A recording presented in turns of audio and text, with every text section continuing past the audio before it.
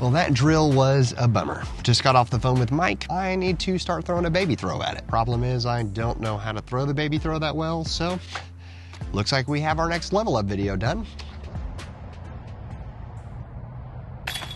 Say what?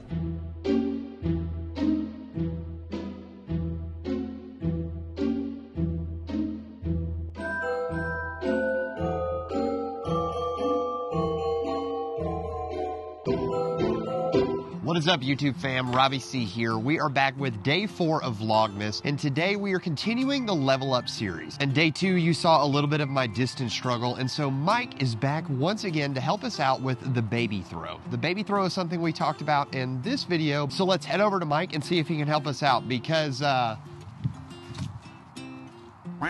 yeah, we need some power.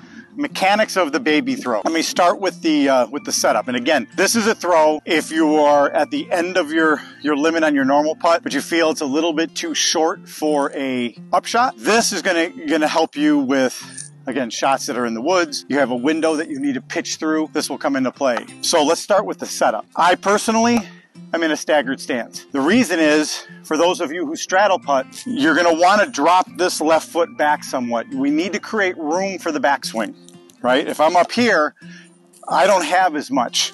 Versus here, now I have that much more for the arm to come into play, which it is going to come into play in a little bit. I try to create a V. I want the angle of my chest to be down, and then here, off the top of the thigh, is creating this V. This V at the belt line gives me room for a backswing. You want to pick a spot that the disc is going to come back to consistently. I do not recommend it being outside the hip. If it's outside the hip, your upper arm gets pinned to your chest more. We want space. Space is critical. When you're at your backswing, I want the wrist and the elbow to be level, right? In line.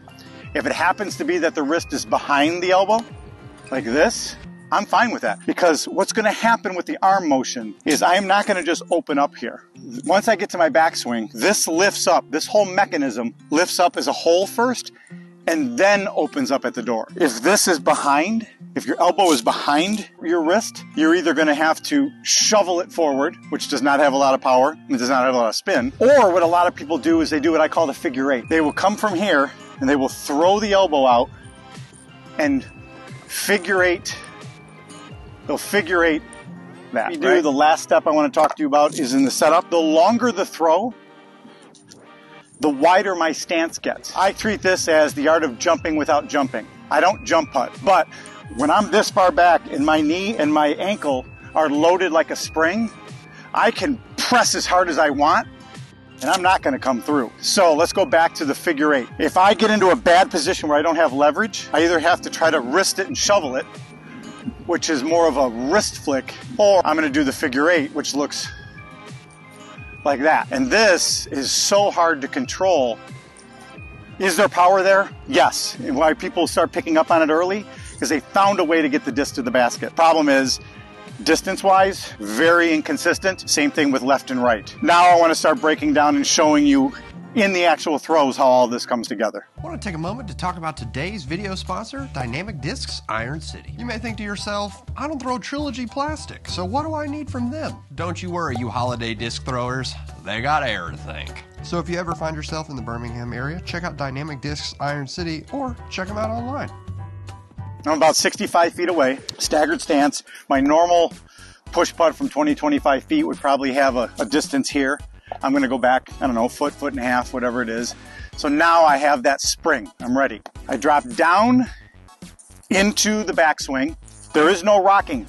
I didn't rock back to it. I'm already loaded. This is loaded back here. I drop into the spot that I know where my downswing is, my backswing ends. I've created space here.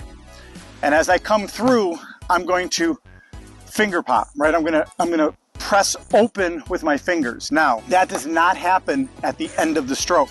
If you wait to way out here to try to accomplish that, lots of things go wrong. I need it halfway there. As I'm coming up, I'm gonna pop the fingers with it. It's just like throwing a dart. We finish with the fingers. We're funneling into the shot. Here, this then is all follow through. I'm popping it forward. There. It pops right there and then comes through. One other thing, when I drop into this spot, if you notice when I'm set up, my upper arm is like 45 degrees away if the camera is the target. But when I drop down, this upper arm, and Macbeth does a great job at this, lines up with the pole. As I raise that mechanism up, that's what I open up to. This comes straight up. So it's from here down. This is lined up. I've got my space and I come open to the shot. Weight shift, arm motion, arm extension, release, and follow through. Honestly, just trying to implement this into my game, I noticed one of the biggest things that Mike pointed out that I wasn't doing was really shifting my weight and making sure that I was very backloaded in my legs, kind of keeping that stance super wide. I'm pretty pumped to work this into my game and see what kind of a difference it makes for my ability